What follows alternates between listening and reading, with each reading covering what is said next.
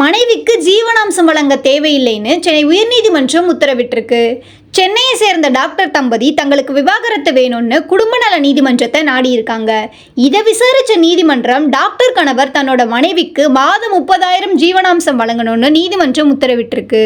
இதை எதிர்த்து சென்னை உயர்நீதிமன்றத்தில் டாக்டர் மனு தாக்கல் செய்திருந்தாரு. மனுதாரரோட மகன் நீட் தேர்வுக்கு படிக்கிறதுனால அவரோட படிப்பு செலவுக்காக 2.77 லட்சம் ரூபாய் தர மனுதாரர் சம்மதிச்சிருக்காரு.